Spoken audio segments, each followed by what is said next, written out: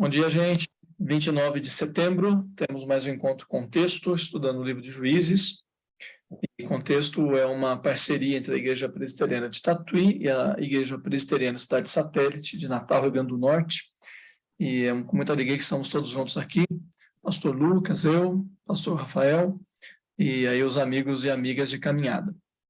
Hoje o Pastor Rafael vai nos dirigir no estudo. Então, eu agora preciso devolver para você, né, Rafael? Não é isso? Não, acho que Você já eu está já conosco? consegui. Então tá bom. Não sei Então, se segue vocês... você. Acho que vocês estão vendo. Vemos. Então tá bom. Maravilha. Meus irmãos, minhas irmãs, vamos começar com oração? Pedir ao Senhor que seja conosco. Todas as vezes que a gente abre a Escritura, né, nós precisamos do Senhor, do seu Espírito para nos guiar. Vou pedir para o Raimundo. Pode ser, Raimundo? Você pode fazer uma oração por nós? Posso. Senhor, nosso Deus e Pai, obrigado por este momento, pelo dia gostoso que o Senhor tem nos dado, um dia de chuva. Obrigado por cada um que está presente aqui para assistir essa aula. E que o Senhor possa abençoar o teu servo, Senhor. Uma presença atuante do teu Espírito Santo, revelador do teu Espírito Santo, e que nós possamos entender a tua palavra e praticá-la em nossa vida. Obrigado por tudo, continua conosco neste dia e neste estudo. Oramos agradecidos em nome de Jesus. Amém. Amém. Meus irmãos, na semana passada, nós nos deparamos com um texto, todo o livro de Juízes, nós temos percebido que é um texto mais difícil, e especialmente dentro do livro nós tivemos um capítulo que é ainda mais difícil. Não apenas pelo enredo, mas até para as lições, né, para aquilo que, de fato, Deus quer falar conosco aqui. Então, dessa história de Abimeleque, que foi o personagem que a gente conheceu e assim, descobriu na semana passada. Então, o 9º capítulo termina com isso que vocês têm, então, em tela. Assim, Deus retribuiu a maldade que Abimeleque praticara contra o seu pai, matando seus 70 irmãos. Deus fez também os homens de Siquém pagarem por toda a sua maldade. A maldição de Jotão, filho de Jerubaal, caiu sobre eles. Então, foi um texto bastante espinhoso, texto bem difícil, e ele é marcado pela presença de palavras como maldição, maldade, e aí, em tudo, a gente vê basicamente essa noção de retribuição divina, né? Quem fala e quem toma a dianteira da ação é o próprio Deus. Então, Deus promovendo retribuição, Deus trazendo juízo na maldade humana, especialmente aqui concentrada nos líderes de Israel. Então, o ciclo que a gente tem acompanhado desde o começo do livro, ele se repete, né?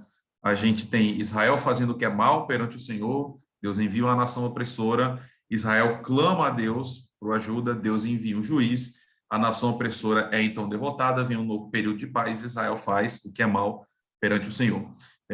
Então, a gente acabou de esbarrar num personagem novo, então esse ciclo vai recomeçar, vai restartar nesses novos capítulos que nós vamos ver hoje. Se Deus nos permitir, vamos cobrir o 10 e o 11. E aí, o capítulo 10, ele começa com os primeiros 2 versículos bem curtos. Diz assim o texto: Depois de Abimeleque, um homem de Issacar chamado Tolá, filho de Puá, filho de Dodô, levantou-se para libertar Israel. Ele morava em Samir, nos montes de Efraim, e liderou Israel durante 23 anos. Então morreu e foi sepultado em Samir. Aqui a gente tem uma configuração textual que não tinha aparecido em nenhum momento até agora no texto. E aí a grande marcação disso é a ausência da identificação da ameaça. Porque todos os juízes que apareceram até agora, eles surgem a partir de um contexto em que uma nação inimiga está ou ameaçando ou concretamente atacando Israel. E aí, então, Deus levanta um juiz a partir dessa reclamação do povo. Não é o caso aqui. A gente tem um homem chamado Tolá, nós não temos nenhuma identificação de uma nação inimiga, a gente tem o tempo que ele liderou Israel e depois a sua morte. Só. É a única coisa que o autor diz para nós. E aí depois nós temos mais uma outra pessoa. Depois dele veio Jair de Gileade, que liderou Israel durante 22 anos. Teve 30 filhos que montavam 30 jumentos. Eles tinham autoridade sobre 30 cidades, as quais até hoje são chamados povoados de Jair, e ficam em Gileade. Quando Jair morreu, foi sepultado em Camon. Basicamente a mesma coisa. Tivemos Tolá, que apareceu, agora nós temos Jair. Quando Jair aparece, de novo, não existe nenhuma identificação de uma nação inimiga, não existe aqui o povo clamando a Deus, não existe uma movimentação de Deus. A gente tem simplesmente a notícia de que um homem liderou Israel por 22 anos, só. Na verdade, aqui a gente tem um acréscimo, né? Se na liderança passada de Tolá a gente tem apenas o local de nascimento, o local de morte e o tempo de duração, aqui a gente tem esses mesmos elementos e tem mais algumas informações, que são 30 filhos, esse homem teve, eles montavam 30 jumentos e eles tinham 30 cidades. Tinham autoridade sobre 30 cidades, que até hoje são chamados povoados de Jair. E aí, irmãos, não sei qual é a sua vivência com o texto bíblico, certo? Não sei se você é um estudante assim de anos com afinco da Bíblia, mas você se pergunta, meu Deus do céu, tô lá, a gente não sabe de nada. Aí vem Jair e a gente sabe que ele teve 30 filhos, que tinham 30 cidades e tinham 30 irmãos, jumentos. Meu Deus do céu, o que é que o autor bíblico quer dizer para a gente? Por que tem essa informação? E aqui fica a minha curiosidade, né? Será que de toda a vida de Jair, o importante para entrar nessa biografia dele é que ele teve 30 filhos e cada um deles tinha um jumento para si? Isso quer dizer para a gente. E aí, irmãos, entra uma noção que eu acho muito curiosa. E existe uma mudança paradigmática enorme entre a experiência dos leitores à época e a nossa experiência. Porque se eu digo para você assim, é aniversário do pastor João, o que eu vou dar para ele? A gente vai dar para ele um jumento. Além de não ser um presente, é ser um pesadelo na vida dele, né? A gente olha para uma pessoa que tem um animal desse e enxerga demérito, mas é exatamente o contrário. Na época do texto bíblico, aqui na feitura desse texto, e aí na experiência concreta de Israel e dos reinados à época, você ter um jumento é um sinal de prosperidade. Então, a maioria dos comentaristas olha e vê o seguinte, aqui o autor está colocando para a gente um marcador de riqueza, de prosperidade.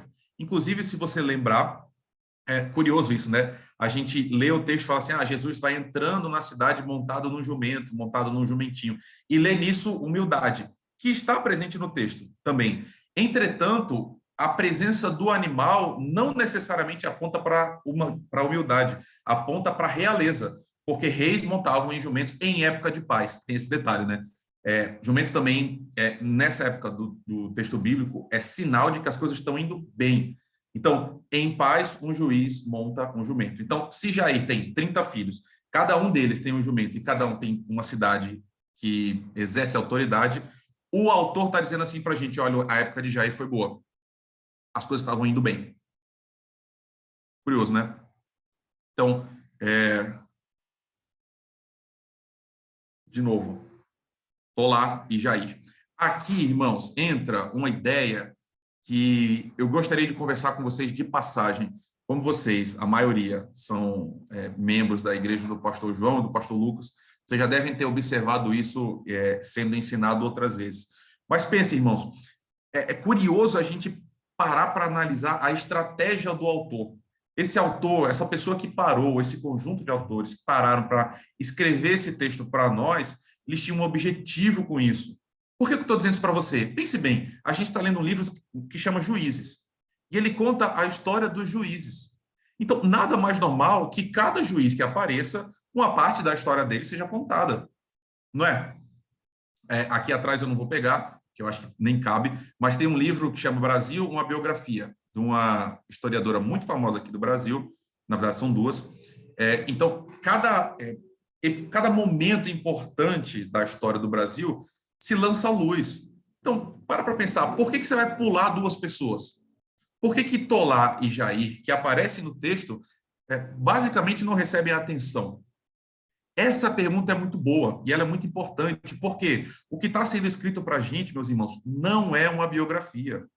Nós não estamos diante de um texto como, por exemplo, História dos Juízes de Israel. Porque se fosse isso, se essa fosse a ideia, se esse fosse o objetivo, a gente teria assim, Tolá nasceu em tal lugar, os pais deles eram tal, na infância ele fez isso, na idade adulta ele fez aquilo e tal. A gente teria mais informações sobre a vida dessas pessoas, que é um pouco a ideia de Jesus, né? Por que Marcos, por exemplo, não fala nada da infância de Jesus? Porque não é uma biografia.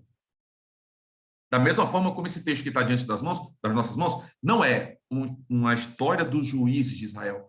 Nós temos um livro que foi batizado com juízes, mas a ideia é outra. Quando a gente olha e fala assim, poxa, por que o autor dá tão poucas informações para a gente? É porque essas duas pessoas, esses dois juízes, a despeito de terem feito talvez coisas grandes, eles desempenharam para a mensagem do autor pouca coisa. Eles não contribuem para a mensagem central, total, global, que o autor está querendo contar para a gente. Então, olha, por que eu estou falando isso, estou insistindo nisso? Você pensa assim, você acha que eu não gostaria de saber como é que foi a infância de Jesus? Nossa, eu tenho uma super curiosidade, adoraria saber como é que foi a adolescência de Jesus. Será que não teve coisas importantes que aconteceram? Claro que teve. Mas isso não aparece nos evangelhos. Por quê? Porque não contribui para essa mensagem central que o autor está querendo empurrar para frente, passar para frente. Então, quando a gente tenta identificar o que o autor quis dizer para a gente, isso é fundamental para que a gente possa entender a mensagem geral. Percebe o que eu estou querendo dizer para vocês? A gente vai ver 3 juízes hoje. 2 já foram e desempenharam um papel rapidíssimo. Vai aparecer um terceiro agora, que aí sim vai receber bem mais luz. Então, a gente olhar para a vida desse homem e perceber o que o autor quis falar para a gente a partir da vida dele é importante, porque a gente vai entender mais o que Deus está querendo contar para a gente a partir da vida dos juízes. Tá bom? Então, isso é muito importante, porque mais do que saber detalhes sobre a vida pessoal de cada um dos juízes, a gente está tentando identificar o que Deus quer falar para nós. Então, essa mola central é o que Deus quer revelar para nós a partir dessas experiências. Tá bom? Então, agora sim, aquela roda inicial vai girar. A gente vai voltar para aquele padrão original que eu mostrei para vocês no começo, e que é o padrão do livro. Leiam aí comigo, está na sua tela, tá? Mais uma vez, os israelitas fizeram o que era mal. Perdão, mais uma vez os israelitas fizeram o que o Senhor reprova. Serviram aos Baalins, às imagens de Astarote, aos deuses de Arã, aos deuses de Sidom, aos deuses de Moabe, aos deuses dos Amonitas e aos deuses dos filisteus. Olha esse panteão. Israel servia a todos esses deuses. E como os israelitas abandonaram o Senhor e não mais lhe prestaram culto, a ira do Senhor se acendeu contra eles. Ele os entregou nas mãos dos filisteus e dos amonitas, que naquele ano os humilharam e os oprimiram. Durante 18 anos, oprimiram todos os israelitas do lado leste do Jordão, em Gileade, terra dos amorreus. Os amonitas também atravessaram o Jordão para lutar contra Judá, contra Benjamim e contra a tribo de Efraim. E grande angústia dominou Israel. Por que o autor, então, conta para a gente dá conta de 2 juízes menores? E por que faz questão de marcar que no último juiz era uma época de assim, plenitude, de abundância? Porque, meus irmãos, de novo, Israel sofria. Quando Deus provia a salvação, a terra realmente experimentava um tempo de paz. E todas as vezes, ou quase todas as vezes que Israel experimentava paz, o que acontecia era abandono. E eu acho que isso tem algo grande a ensinar. Sim, essa é uma grande lição para nós, que é períodos de prosperidade, de abundância, às vezes são mais perigosos do que momentos em que as coisas não estão bem. Porque, de novo, Israel abandona o Senhor depois de ter vivido uma época de paz. E aqui você vê como o autor faz questão de dizer que eles adoraram deuses de várias regiões, vários deuses diferentes. E aí a gente volta de novo para aquele círculo. Vem uma nação inimiga agora que oprime, então, Israel. E agora o texto termina, né? Grande angústia dominou Israel. Então os israelitas clamaram ao Senhor, dizendo: temos pecado contra ti, pois abandonamos o nosso Deus e prestamos cultos aos Baalins. Aqui existe uma diferença, irmãos. Eu não tenho 100% de certeza do que eu vou dizer agora, mas ao que me consta, é a primeira vez que Israel, de fato, começa a se dirigir a Deus dizendo o seguinte: Senhor, nós temos pecado contra o Senhor. Aqui existe um reconhecimento claro do povo. Nós abandonamos o Senhor.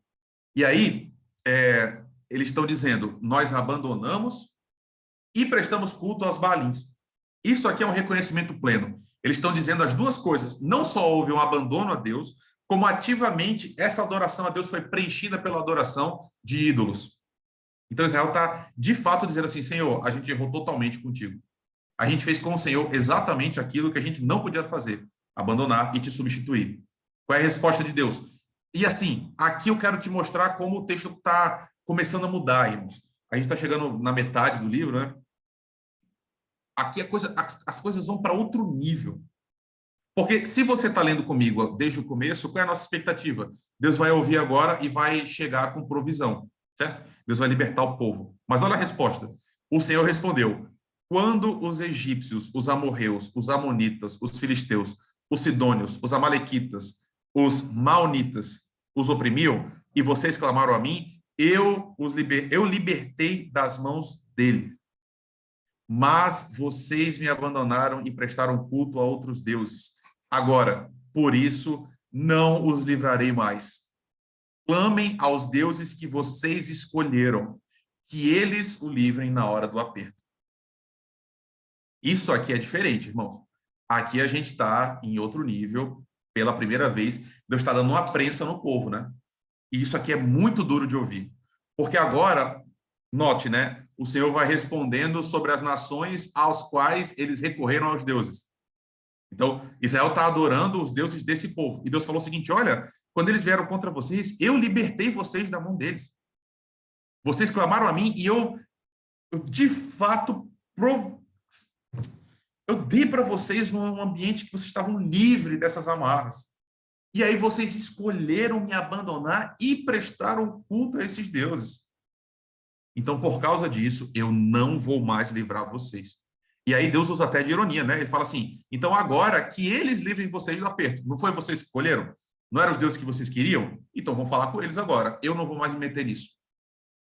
Irmãos, mais ou menos isso daqui é um game over. Olha, acabou. É um beco sem saída, um abraço.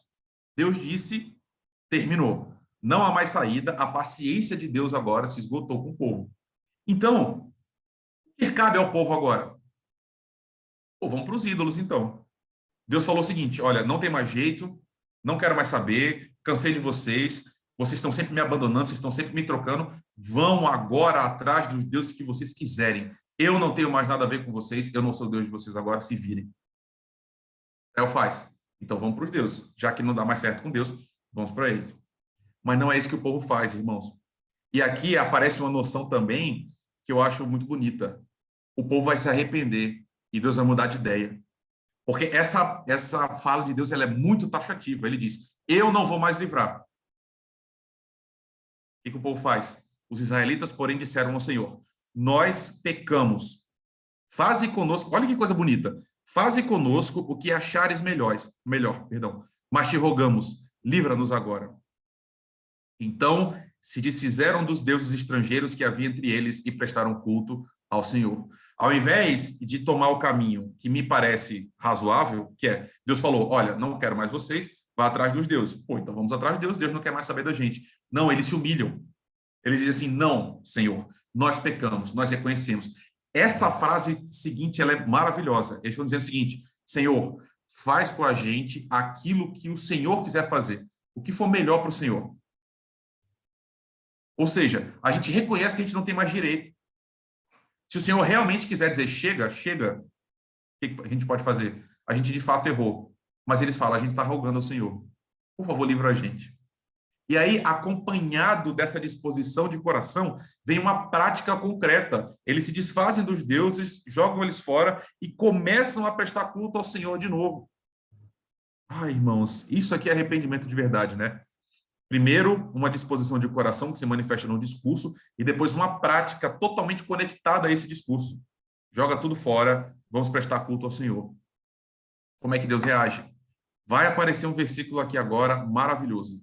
Lindo. E ele quem? Deus. Não pôde mais suportar o sofrimento de Israel. Esse é um versículo várias vezes traduzido, em várias formas diferentes. Eu vou trazer mais uma só. Olha como é que a Almeida Revista Corrigida, uma versão bem antiga, traduz. Então se angustiou a sua alma por causa da desgraça de Israel. Esse é o Deus, meu irmão, minha irmã. Esse é o seu Deus. Deus diz assim, chega, eu não tenho mais paciência, acabou, eu não quero mais saber de vocês. O povo, de fato, se arrepende e a alma de Deus se angustia. Coisa não? Às vezes a gente pinta esse Deus que é assim, plácido, que é impassível, que é o motor imóvel, não sofre qualquer tipo de perturbação, tá completamente dissociada da imagem do Deus que se revela no Antigo Testamento já. Deus é movido também por emoções, por paixões. Está aqui Deus dizendo, o meu povo se arrependeu, eu vou salvá-lo de novo. E caramba, isso aqui tem muito a ver com a minha vida e com a sua, né, meu irmão, minha irmã? Usando essa linguagem de acomodação, tá? É claro que isso não funciona desse jeito, mas talvez a gente já tenha dito assim, já tenha feito Deus chegar no momento e falou assim, chega. Não sei você, tá? Eu já fiz isso. Eu acho que Deus já falou assim, não, chega, Rafael, não dá mais não. Olha, já falei, já expliquei, já fiz, já livrei, e ele tá de novo, não adianta mais. Um abraço. Deixa que ele se vira agora. E aí eu volto e falo assim, Senhor, não dá. Sem o Senhor não dá. Eu preciso do Senhor. O Senhor pode fazer qualquer coisa comigo, mas eu vou continuar tentando te perseguir. E aí Deus novamente abre um estoque de graça renovado na minha vida e na sua. Ou seja, Deus se move pelo seu povo. Não é incrível isso? Já para pensar isso? Deus se angustia por causa da igreja, por causa do sofrimento da igreja, por causa do sofrimento do seu povo. Ele olha e fala assim, não, meu povo está sofrendo, eu vou fazer alguma coisa com relação a isso. Isso a gente está vendo um espelho de Êxodo. Quando o clamor sobe, Deus então fala, chega, meu povo está sendo oprimido, eu vou libertá-lo. Aí sim a gente é apresentado, então, as novas personagens, né? Tá chegando, então, agora daqui para frente a gente vai ver essa ação concreta de Deus, de libertação. Mas, como sempre, o texto bíblico é complexo, irmãos. O povo se arrependeu, sim, vai experimentar libertação, sim, mas pela primeira vez também não vai ser Deus que vai escolher o líder. E isso é um problema, pelo menos do meu juízo, tá? O povo vai escolher, o povo vai dizer assim, beleza, como é que a gente vai fazer? Quem que vai libertar a gente? Eles vão escolher, e vão escolher com seus próprios critérios, né? Olha o texto. Quando os amonitas foram convocados e acamparam em Gileade, os israelitas reuniram-se e acamparam em Mispá. Os líderes do povo de Gileade disseram uns aos outros, quem iniciar o ataque contra os amonitas será chefe dos que vivem em Gileade. Aqui eu acho um erro. O juiz não foi indicado pelo Senhor. O próprio povo vai atrás e vai usar um mecanismo de escolha. E assim, tudo bem, talvez o povo já tivesse introjetado em si esse modus operandi de Deus, né? Talvez o povo já soubesse, assim, não, o que tem acontecido recentemente vai surgir uma pessoa que vai nos libertar. Só que agora eles decidiram fazer por si próprios, né? Eles escolheram o mecanismo de escolha. Então, aparece o nosso juiz, então, de hoje, o terceiro. Jefté, o gileadita, era um guerreiro valente. Sua mãe era uma prostituta. Seu pai chamava-se Gileade.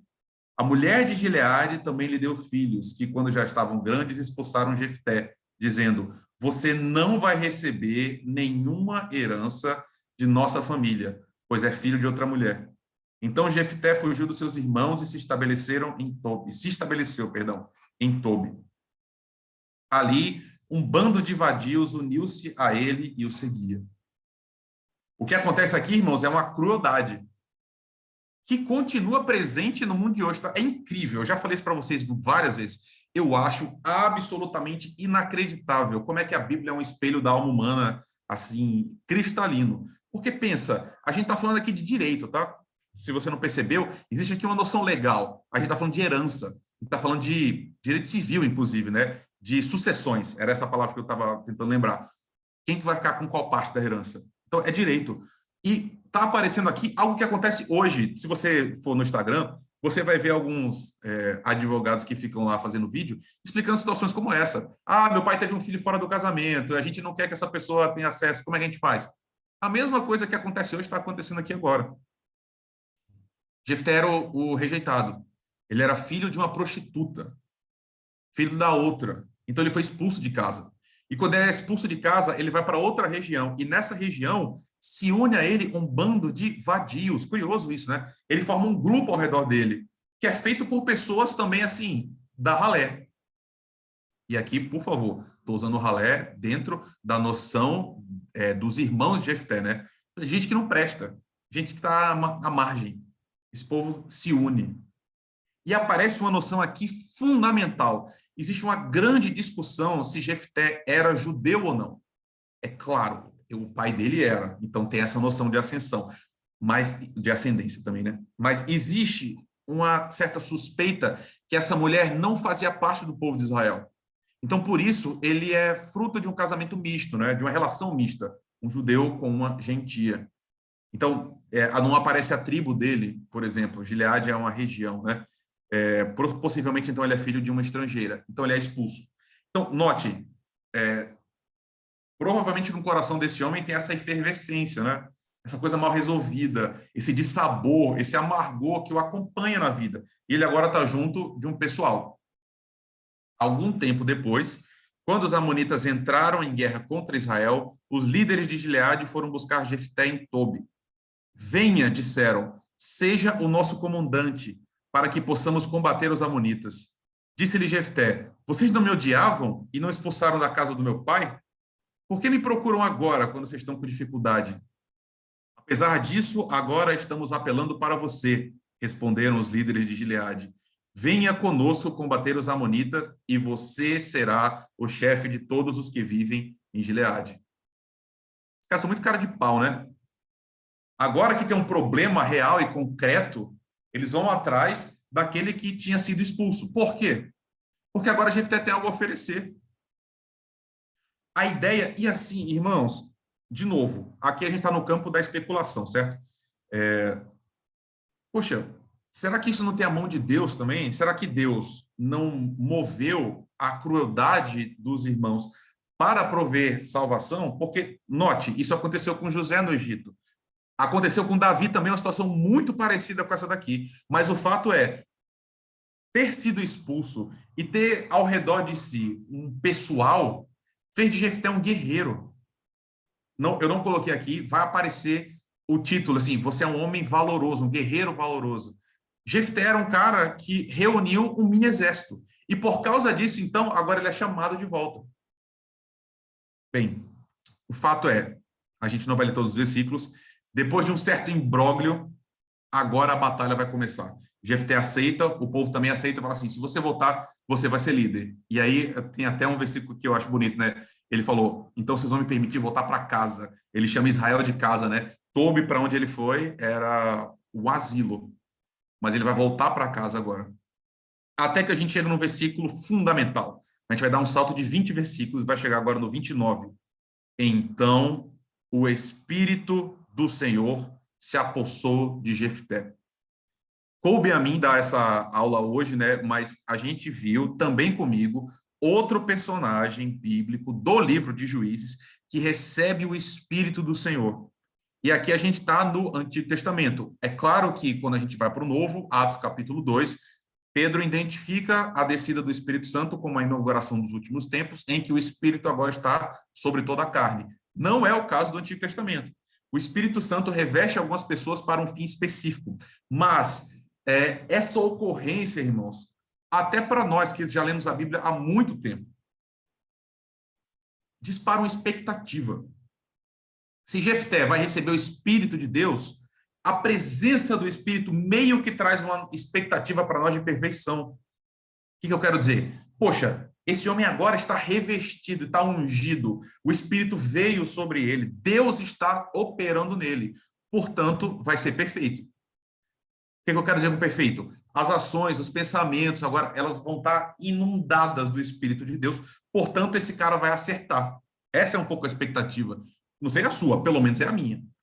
Ou seja, a presença do Espírito vai garantir sucesso. E aí o versículo seguinte, eu amo esse texto por causa disso. Porque ele me dá paz, certo? Por que esse texto me dá paz? Porque o versículo imediatamente próximo diz: Jefté fez esse voto ao Senhor: se entregares os amonitas nas minhas mãos, aquele que estiver saindo da porta da minha casa ao meu encontro, quando eu retornar da vitória sobre os amonitas, será do Senhor, e eu oferecerei em holocausto. Ele recebe o Espírito, e logo depois o que ele faz é uma burrada gigantesca. Gigantesca. O que esse homem faz é, quando eu vencer, quem sair da casa ao meu encontro vai ser oferecido em holocausto. A palavra aqui é do hebraico, certo? Olá. Ou olá. Oferta queimada. É aquele tipo de oferta a Deus que é completamente consumida. Você coloca no altar e aí, através do fogo, tudo é consumido, absolutamente tudo, sem deixar nada. Então pense, irmãos, o que está no coração de Jefté, muito provavelmente, é uma vontade de querer agradar Yahvé. Percebe? Ele quer agradar a Deus, só que ele está fazendo isso com base numa noção pagã de adoração, que provavelmente ele tem introjetado dentro de si por viver num local estrangeiro, porque Israel estava corrompida e porque ele é filho de uma estrangeira. Você entende o que eu estou querendo dizer para você? Esse homem já estava com o Espírito nele. Só que o que ele faz depois é, assim, contrário à lei de Deus. Ele diz, eu acredito tanto que é Deus que vai me guiar, eu quero tanto agradar a Deus que eu vou oferecer um holocausto para ele. Eu vou fazer um holocausto gigantesco, a primeira pessoa que sair da minha casa. Não necessariamente a pessoa, ele fala, o que primeiro sair. E aí esse homem vence. Deus dá a vitória. E ele volta para casa. E quando ele volta para casa, a primeira pessoa que sai ao seu encontro é sua filha. E aí, não sei se você está com a Bíblia aberta aí, esse versículo não vai ser projetado, mas o texto diz, versículo 34, quando Jefté chegou à sua casa em Mispá, sua filha saiu ao seu encontro dançando ao som de tamborins. Então, a menina está super empolgada, super feliz. É festa. Todo mundo está em polvorosa, assim, Israel, né? Tá todo mundo cheio de alegria, porque agora a opressão de 18 anos foi removida por causa da vitória desse homem. E no meio da alegria, sua filha participando da alegria, vai até ele. Quando a viu, rasgou as suas vestes e gritou: Ah, minha filha, eu estou angustiado e desesperado por sua causa, pois eu fiz ao Senhor um voto que eu não posso quebrar. Meu pai, respondeu ela, sua palavra foi dada ao Senhor. Faça comigo o que prometeu, agora que o Senhor o vingou dos seus inimigos, os amonitas. E prosseguiu, mas conceda-me 2 meses para vagar pelas colinas e chorar com minhas amigas, pois jamais me casarei. Essa é a interação entre a filha e o pai. Ela diz, pai, o senhor prometeu? Então cumpra. Eu só peço que o senhor me dê 2 meses para que eu possa lamentar, porque eu não vou me casar, né? E aqui é óbvio, irmãos, que casamento é um símbolo de alegria, assim, né? Um símbolo de uma vida completa, preenchida. Ou seja, eu não vou poder viver a vida que eu fui criada para viver. Basicamente é isso. Vá, disse ele, e deixou que ela fosse por 2 meses. Ela e as suas amigas foram para as colinas e choraram, porque ela jamais se casaria. Passados os 2 meses, ela voltou a seu pai, e ele fez com ela o que tinha prometido no voto. Assim, ela nunca deixou de ser virgem. Daí vem o costume em Israel de saírem as moças durante 4 dias, todos os anos, para celebrar a memória da filha de Jefté, o gileadita.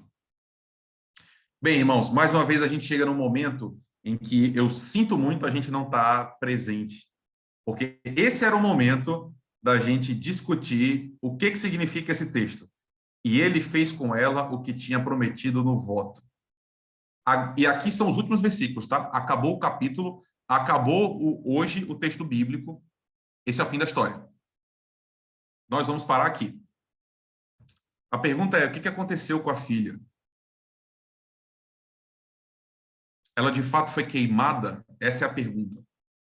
Porque é isso que o texto fala, tá? No começo. O voto que foi feito é esse. Eu vou oferecer um holocausto totalmente queimado. E aí? A filha de Jefté foi queimada pelo pai? No universo acadêmico, né? O que eu quero dizer? As pessoas que, de fato, os comentaristas que se debruçam sobre esse texto, estão divididos, tá? Tem duas opções. Eu sei que você, meu irmão, minha irmã, adora quando chega um pastor e fala assim, olha, sabe essa coisa? Eu tenho certeza que foi isso daqui. É muito bom, né, quando a gente diz isso. Mas está aqui o pastor João, o pastor Lucas, que não me deixam mentir. Vez por outra, a gente volta por esse momento e fala assim, e aí, pastor, qual é o certo? Não sei, eu não sei qual é o certo. Duas sugestões. A primeira, ele matou a filha? Não, ele não matou a filha. Por quê? A palavra "e", que aparece lá no começo, ela pode ser traduzida por "ou", em alguns contextos. Então, se for "ou", a tradução ficaria assim: quando eu retornar, a pessoa será dedicada ao Senhor ou oferecerei em holocausto. Então, seriam duas possibilidades. Ou ela é dedicada ao Senhor, ou é holocausto. Então, se supõe que a filha de Jefté não foi oferecida em holocausto. Ela, na verdade, foi consagrada ao Senhor, que é a primeira opção, mais ou menos no mesmo molde que Samuel. Samuel também foi consagrado ao Senhor. Então, seria uma vida, por falta de uma palavra melhor agora, tá? Seria uma vida como no monastério, assim. Ela é dedicada a Deus, não vai ter uma vida normal. E aí, outro argumento que se usa para reforçar essa interpretação é que Jefté, ele é louvado em Hebreus capítulo 11. 11? Heróis da Fé, isso. Hebreus capítulo 11. Então tá lá, Jefté pela sua fé. Então, você está vendo? Esse cara está sendo elogiado. Portanto, ele não fez essa abominação em Israel. Essa é a turma do não. Mas tem a outra opção, que sim, ele de fato sacrificou a filha em holocausto. E aqui, meus irmãos, eu sou mais inclinado a acreditar nessa segunda, porque a esmagadora, para não dizer a totalidade da literatura rabínica, ou seja, os judeus que ao longo da história estão lendo esse texto, leem e dizem: Jefté é um exemplo de uma pessoa intempestiva que fez uma burrada gigantesca em Israel. Não percebe? O próprio povo dele, quando lê esse texto, não contempla essa possibilidade que nós contemplamos. Inclusive, existe uma sugestão que essa leitura, que não, na verdade ele não matou e tal, é uma leitura muito ocidental. Por quê? Porque a gente tem muita dificuldade com esse texto. A gente não quer que isso tenha acontecido. Então, a gente tenta buscar uma explicação de todo jeito para dizer assim, não, na verdade não foi assim. E aqui, eu não estou colocando assim um juízo de valor dizendo assim, não, então os argumentos são fracos. Nem acho que são. Eu acho que são argumentos razoáveis. Mas eu acho que a leitura mais natural do texto, e para mim, essa é a minha opinião, tá? É concordar com essa noção rabínica, né? E aí, por que então teria essa noção? O que esse texto ensina para a gente, né? Por que então, vamos supor que ele de fato matou a filha. Por que esse texto está aqui? Eu tenho algumas sugestões. Primeiro, e aí eu quero, obviamente, resgatar desde o capítulo 10, tá? A gente viu isso. Primeiro que Deus é absolutamente amoroso, é assustador o quanto Deus é amoroso, paciente, longânimo, bondoso, porque Israel está aqui de novo dando cabeçada a Deus, de novo voltando. E aí, obviamente, essa segunda está ligada à primeira. A aliança com Israel e a aliança com a igreja, a aliança comigo e com você, não tem fim. Portanto, sempre há espaço para arrependimento desse lado da existência, né? Essa terceira já começa a fazer uma transição para a parte final do capítulo. Nós precisamos aprender a pôr Deus no centro dos planos, irmãos. Por que eu estou dizendo isso? Meus queridos, não me parece que Israel falou assim, Deus, a gente se arrepende, a gente vai lançar fora, a gente quer o Senhor. Então, Deus mostra como é que a gente vai vencer.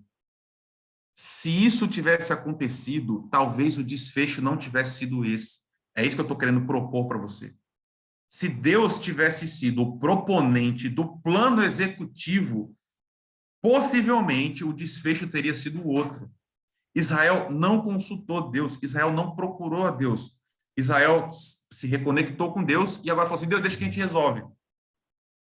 E aí falou assim, quem for lá e ganhar vai ser nosso rei, vai ser nosso líder, né? E aí a figura de Jefté aparece, né?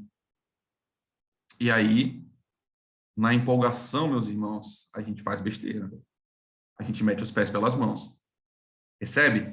E aqui, nessa quarta, eu quero mostrar para você uma coisa que, assim, eu sei que é uma história muito triste, mas que me acalma um pouco o coração, sabe? Porque às vezes a gente olha e fala assim, meu Deus do céu, como é que fulano de tal fez um negócio desse, assim? Só pode significar que ele não é crente. E às vezes eu olho para a minha própria vida, assim, né? Meu Deus, como é que vem um tipo de sentimento como esse? Como é que vem um tipo de inclinação como essa? Como é que vem um tipo de ação? Como é que eu estou fazendo isso? Como é que eu estou pensando isso? Será que o Espírito de Deus não está em mim? Aí eu lembro um pouco de Jefté, que ao mesmo tempo tinha o Espírito de Deus e fez uma burrada gigantesca, assim, né? Então, o que é que eu quero dizer? Haver pecado em nós não é sinônimo que o Espírito de Deus não está em nós. Entende? Como é que essas coisas funcionam, meus irmãos? Você vai ter que perguntar para Deus, tá? Porque eu não tenho essa resposta. Mas o que eu acho que esse texto ensina é isso. Deus usando um homem especificamente para uma ação, e mesmo assim, no meio dessa ação, na empolgação, ele fez besteira. E aí, curioso, né? Por que eu botei essa quinta? Deus requer de nós, inclusive, as formas de adorá-lo, né? Porque Jefté falou assim, eu tive uma ideia brilhante. Eu quero dar muita coisa para Deus. Vou dar o meu melhor. O quê? Acabou sendo a filha. Então, de novo, se Deus estivesse no local certo, se a aliança de Deus estivesse no local correto, se esse povo estivesse cultivando uma vida de fato, de concretude, de experiência com Deus, nada disso teria acontecido. Primeiro, nem os inimigos teriam vindo, porque a gente vê que isso é fruto de juízo, né? Segundo, o remédio teria sido na dose certa, do jeito certo, na frequência certa, e não foi. Israel, de fato, foi livre. Eles foram libertos. Mas o custo disso foi muito alto, irmãos. E aí, eu quero finalizar com isso, porque eu acho que se coaduna melhor com aquilo que eu falei lá no começo, né? Por que dois juízes praticamente não tiveram luz sobre eles no começo do capítulo? E Jefté teve muita luz. Porque, meu irmão, minha irmã, eu acho que a história que está sendo contada para a gente não é a história dos juízes de Israel. Porque se fosse, a gente teria vários detalhes da vida dessas outras pessoas, inclusive talvez mais detalhes sobre a vida de Jefté. Mas o que eu acho que o autor está contando para a gente é o seguinte: olha o nível que Israel chegou.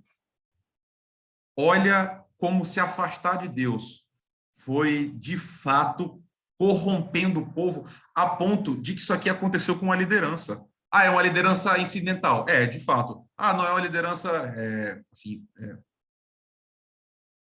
não aparece da parte de Deus. Também é verdade. Mas ainda assim era liderança. E olha o que os líderes estavam fazendo. Olha como é que a cultura pagã tinha introjetado, tinha entrado no coração de Israel, a ponto de eles estarem misturando todas as coisas. E aí, irmãos, prometo que eu vou terminar com essa, certo? Por que a gente batizou essa nossa jornada de fé em tempos de crise? Meus irmãos, talvez, pela bilionésima vez, nós não estejamos tão longe assim dos livros de Juízes, meus irmãos. Talvez se a gente olhar para a liderança hoje do Brasil, talvez se a gente olhar hoje para a igreja do Brasil, o que a gente está vendo são homens muito mais perto de Jefté do que de Jesus. Percebe? Talvez a gente esteja assistindo agora essa liderança dando cabeçada atrás de cabeçada, o povo se afastando de Deus, não querendo ouvir a voz de Deus, não colocando Deus no centro da sua vida, na empolgação, fazendo besteira, entrando em espaço que não tem a ver com a gente, e talvez isso aqui esteja refletindo a nossa situação de agora. Por isso que esse texto, aí é a minha opinião, tá? Por isso que esse texto ele é tão vivo, assim, porque ele chama a mim e a você a tentar ponderar isso e saber assim, meu Deus, a gente está de que lado? Será que nós estamos entendendo a voz de Deus e reproduzindo? Será que nós estamos obedecendo? Será que quando o Espírito de Deus habita em nós e sugere em nós alegria, paz, amor, longanimidade, mansidão, domínio próprio? Ou será que a presença de Deus em nós não tem impedido que a gente faça coisas que são absolutamente contrárias à lei de Deus? Porque está aqui o exemplo na nossa frente, né? Deus nunca pediu e Deus abominava sacrifícios humanos. A gente pode estar diante de um líder que, com o Espírito Santo, enveredou por esse caminho. Então, que texto, não, irmãos? Texto difícil. Que Deus nos preserve, meus irmãos. Aqui é, de novo, minha leitura. Eu acho que nós estamos num tempo de crise. E queira Deus que Ele sustente a minha fé, sustente a sua fé também, meu irmão, minha irmã.